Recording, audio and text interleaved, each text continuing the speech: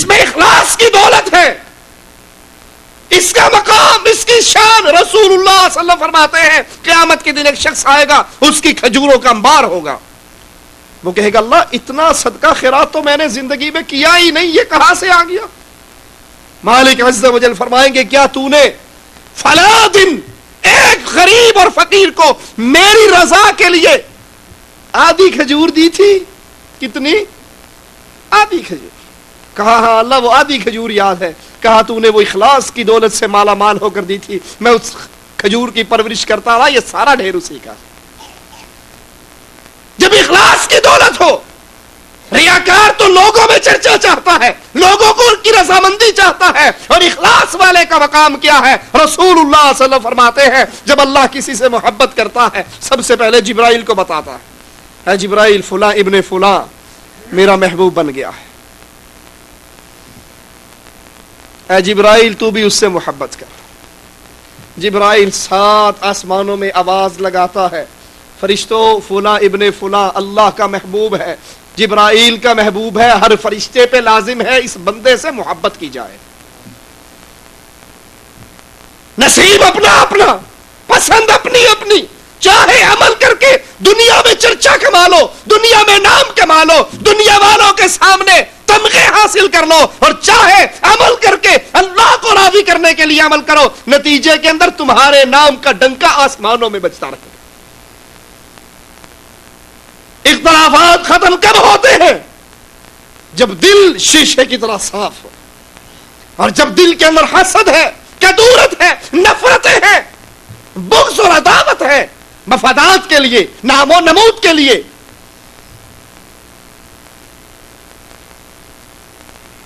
پھر اختلاف ختم نہیں ہوا کرتا۔ پھر یہ زمین شیطان کی زمین ہے جس پہ وہ لڑائی کا بیج بوتا رہتا ہے۔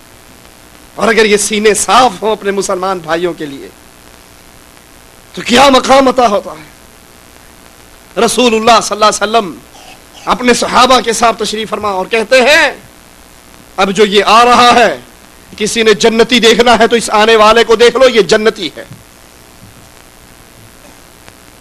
صحابہ نے دیکھا، وہ شخص آیا، اگلا دن پھر ہوا، آپ نے پھر فرمایا اگر کسی نے جنتی کو دیکھنا ہے تو یہ آنے والا جنتی ہے۔ تیسرا دن پھر ہوا، آپ نے پھر فرمایا جس نے کسی جنتی کو دیکھنا ہے یہ آنے والا جنتی ہے۔ وہی شخص تیسری بار داخل ہوا۔ ایک صحابی کے دل میں آیا دیکھوں تو صحیح یہ کیا کرتا ہے، کیا اس کی نیکیے ہیں، کیا خاص عمل ہے کہ 3 دن تک لگاتار رسول اللہ صلی اللہ علیہ وسلم نے اس دنیا پہ چلتے پھرتے کو جنت کی خوشخبری دی ہے۔ اس کے مہمان بن کے اس کے گھر چلے جاتے ہیں، 3 دن اس کی میزبانی میں رہتے ہیں، واپس آتے اس سے سوال کرتے ہیں بھائی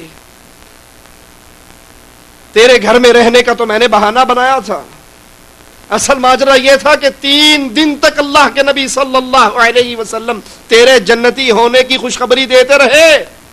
میں نے کہا دیکھوں تو صحیح یہ کرتا کیا ہے، لیکن تیرے عملوں میں مجھے کوئی خاص عمل نظر نہیں آیا، کوئی خاص عمل نظر نہیں آیا، عام عمل ہے جو سارے کرتے ہیں وہ تو بھی کرتا ہے، تجھے یہ شان کیوں ملی، کیا خاص عمل کرتا ہے؟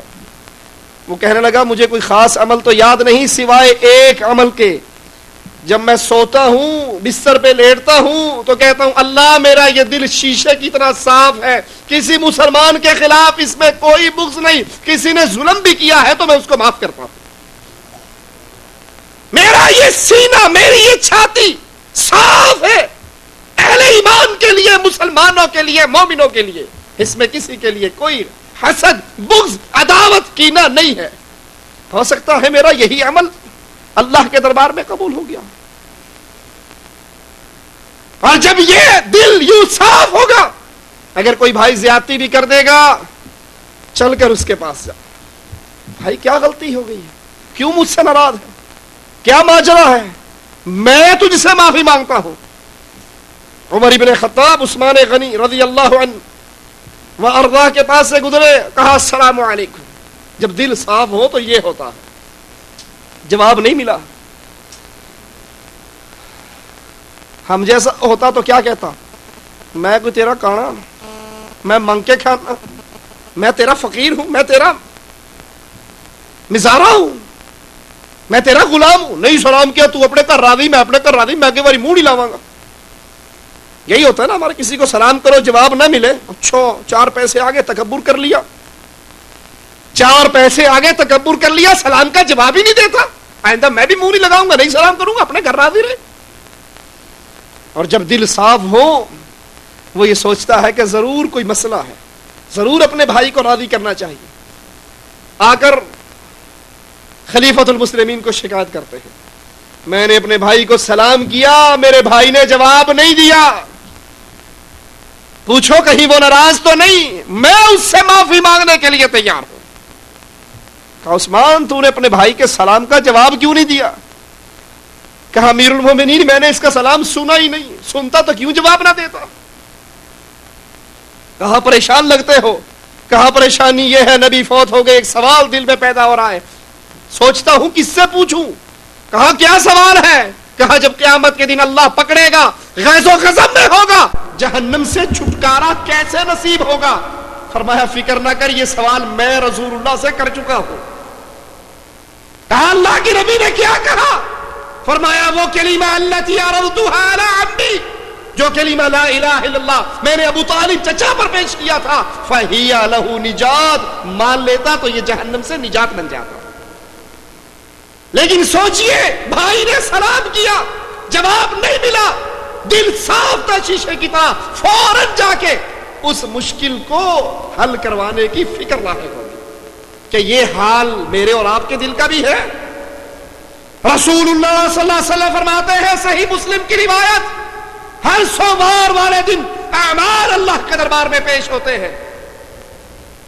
چاہتے ہو کہ عمل قبول ہو جائے، 2 انسانوں کے عمل سائیڈ پہ رکھ دیے جاتے ہیں، نہ مشرک کے قبول ہوتے ہیں اور نہ اس مسلمان کے جو دوسرے مسلمان سے ناراض ہو، اور ناراضگی 3 دن سے بڑھ چکی ہے، بول چال 3 دن سے زیادہ منقطع ہو چکی ہو.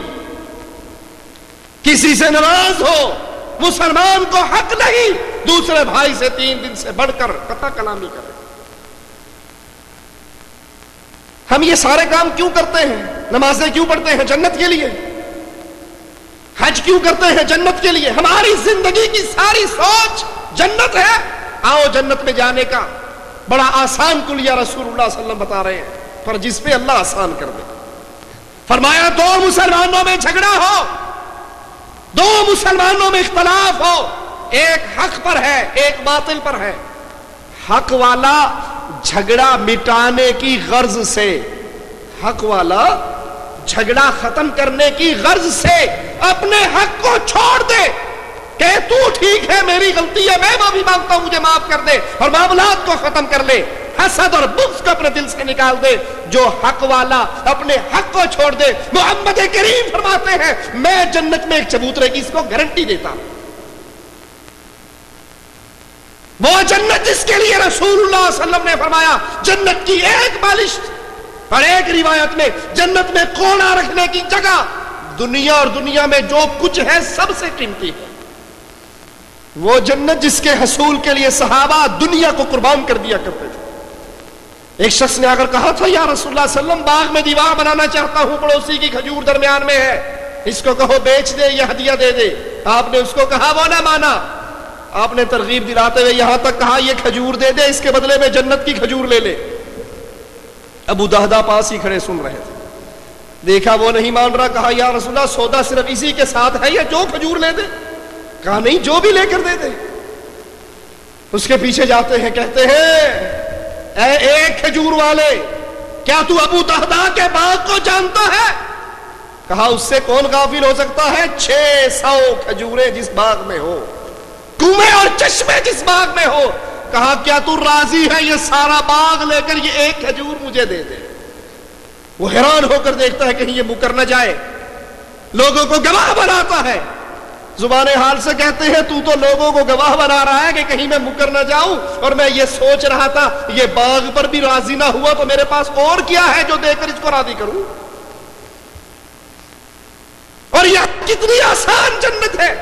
2 بھائیوں میں اختلاف ہے، 2 میں انتشار ہے، بول چال بند ہے، ایک حق پر ہے ایک باطل پر ہے. حق والا اپنے حق کو چھوڑ دے جھگڑا ختم کرنے کی نیت سے رسول اللہ صلی اللہ علیہ وسلم فرماتے ہیں میں اس کو جنت کی خوشخبری دیتا ہوں. کسی سے کوئی غلطی ہو جائے اپنے دل میں سوء ظن پیدا نہ کرو، برے خیالات نہ لے کر آؤ، بلکہ اس کی کوئی نہ کوئی تعویل کرو، کوئی توجیہ کرو. اور یہاں پر میں بیان کر دوں ماضی قریب کا واقعہ. یہ تو صحابہ کی مثال تھی، آپ کو حال کی مثال سناتا ہوں. سماحت الشیخ ابن باز رحمت اللہ علیہ، سعودی عرب کے مفتی اعظم، اللہ ان کی قبر کو جنت کا باغ بنائے. ان کے پاس ایک سوالی سوال کرنے آتا، شیخ رحمت اللہ علیہ اس کے لیے 2000 ریال دینے کا آرڈر جاری کرتے ہیں. یہ جاتے ہوئے اس 2000 میں 1 صفر کا اضافہ اور کر لیتا اور کیشیئر کے پاس پہنچ جاتا. شیخ اس کو اطلاع دے چکے ہیں کہ اس کو 2000 ریال دے دو. وہ دیکھتا ہے، اس کو وہیں ٹھہرا کر آتا ہے، شیخ آپ نے کتنے پیسوں کا آرڈر کیا ہے؟ کہا 2000 ریال کا. کہا شیخ یہ بڑا مجرم ہے، اس نے 2 کی بجائے صفر لگا کر 20,000 ریال بنا لیے. شیخ کہتے ہیں انا للہ و انا الیہ راجعون. لیکن کوئی بات نہیں، میرا گمان ہے کہ یہ بیچارہ مجبور ہے، اس کو 20,000 ریال کی مجبوری ہوگی، کوئی بات نہیں، دے دو اس کو. سبحان اللہ. اللہ ہمارے شیخ کو جنت الفردوس کی اعلیٰ مقام عطا فرمائے. کچھ عرصے کے بعد، اور یہ جس نے یہ کیا اس وقت وہ ریاض کی ایک بہت بڑی مسجد کا امام بھی ہے اور خطیب بھی ہے، اور امام و خطیب شیخ کے اس عمل کے بعد بنا، پھر ہدایت کے راستے پہ چلا. وہ آیا 18,000 ریال لے کر آیا. کہا شیخ آپ نے میرے لیے فلاں وقت 2,000 ریال لکھا تھا، مجھے مجبوری تھی، میں نے اس کو 20 کر لیا، مجھے ضرورت 20 کی تھی، اب میں آیا ہوں آپ سے معافی بھی مانگتا ہوں اور یہ 18,000 آپ کو واپس بھی کرتا ہوں. کہنے لگے بھلے آدمی تو یہ نہ سمجھ کہ تیرے ہاتھ کی صفائی کا ہمیں علم نہ ہوا ہوگا، ہمیں تو اسی وقت پتہ لگ گیا کیونکہ کیشیئر کو پہلے کہا تھا اس کو 2,000 دے. لیکن ہم نے یہ سوچ کر تجھے 20,000 دے دیے تھے کہ ہو سکتا ہے تو نے یہ چوری نہ کی ہو، بلکہ کسی خاص مجبوری کے تحت تو مجبور ہو. یہ 18 بھی تیرا ہے، وہ 20 بھی تیرا. وہ اللہ سے سامنے معافی مانگتا ہے، روتا ہے، دین کا علم حاصل کرتا ہے اور منبر و محراب کا وارث بن جاتا ہے. یہ مثالیں دور کی مثالیں نہیں، قریب کی ہے. لیکن ہوتا کب ہے؟ جب دل صاف ہو، جب دل میں حسد نہ ہو، جب دل میں بغض نہ ہو، جب سینے صاف ہوتے ہیں معاشرے میں اختلافات ختم ہو جایا کرتے ہیں. اپنے اپنے گھروں پہ نگاہ دوڑاؤ، اپنے معاشرے پہ نگاہ دوڑاؤ، اپنے دوستوں پہ نگاہ دوڑاؤ، اپنے کاروبار میں نگاہ دوڑاؤ، اور سب سے پہلے اللہ کہنے والے کو توفیق دے، اللہ کا ڈر اپنے دل میں پیدا کرو. یہ اختلافات، یہ امت تو پہلے ہی زخموں سے چور ہے. کہیں یہودیت کے وار ہیں، کہیں عیسائیت کے وار ہیں، کہیں شیعیت کے وار ہیں، کہیں وطن پرستوں کے وار ہیں. یہ امت تو ٹوٹ رہی ہے. اس کو اندر سے اختلافات کی فضا پیدا کر کے مزید برباد نہ کرو، بلکہ اتحاد کی فضا قائم کرو. اور اس کا ایک ہی طریقہ ہے، جب اختلاف ہو اس اختلاف کو اٹھاؤ، رسول اللہ صلی اللہ علیہ وسلم کی شریعت میں پیش کرو. سوچو اس اختلاف کی بنیاد کیا ہے، ناراضگی کی بنیاد کیا ہے. میں اس کے خلاف اس کے کان بھر رہا ہوں، اس کے خلاف اس کے کان بھر رہا ہوں، میں اللہ کی شریعت کی کون سی خدمت ادا کر رہا ہوں؟ اور جبکہ قرآن مجھے پہلے منع کرتا ہے وَلَا تَجَسَّسُوا، پہلے تو برا ظن نہ کرو، سوء ظن نہ کرو. إِنَّ بَعْدَ الظَّنِّ إِثْمٌ، إِنَّ بَعْدَ الظَّنِّ إِثْمٌ، بعض سوچے ہی گناہ ہوتی ہے. اور اگر ذہن میں سوچ آ بھی جائے تو پھر جاسوسی نہ کرو. پہلے انسان سوچتا اچھا اس کے پاس گاڑی ہے، کہاں سے آئی ہوگی، یہ سوچ آئی. تنخواہ 3,000 ریال ہے، گاڑی اس نے 40,000 ریال کے لیے کیا کرتا ہے، یہ سوچ آنے